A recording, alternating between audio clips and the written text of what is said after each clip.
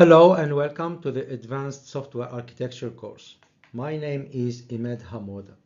This is a lecture on Architectural Tactics, Part 4. In this lecture, we discuss architectural tactics for performance. When events such as interrupts, messages, requests from users or other systems occur, the system or some element of the system must respond to such events in time. Characterizing events and the system's time-based response to those events is the essence of discussing performance. Performance is about time and the software system's ability to meet timing requirements. The goal of performance tactics is to generate a response to an event arriving at the system within some time-based constraint.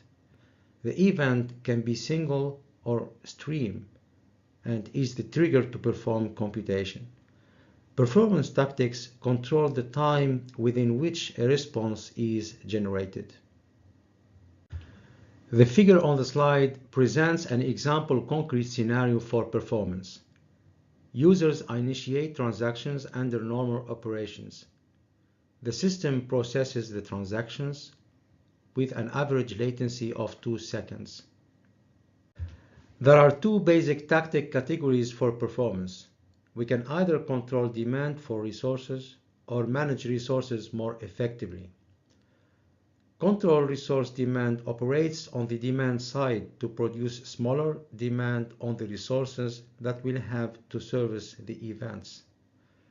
Manage resources tactic, on the other hand, operates on the response side to make the resources at hand work more effectively in handling the demand put to them.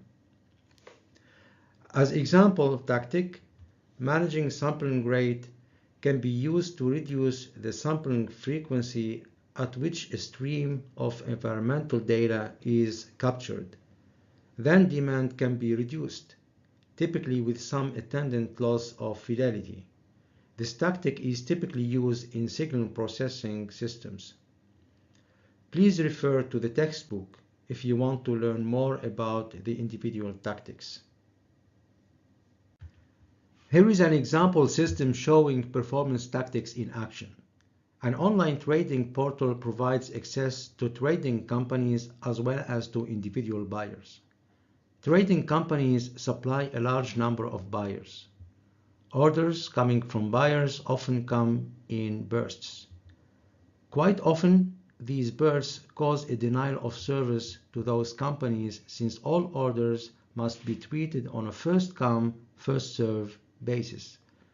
To help resolve the issue and to improve system performance, control resource demand tactics were used to introduce a flow control feature to the system.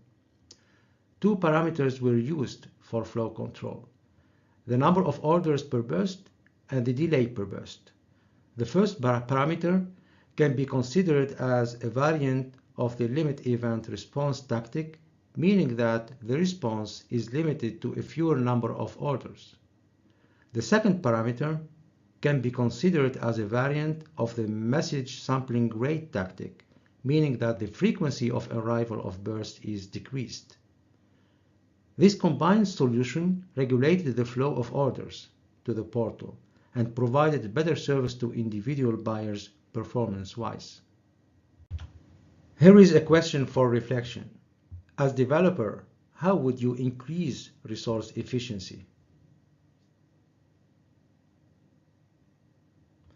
Developers select appropriate data structures and algorithms to address some aspects of system performance.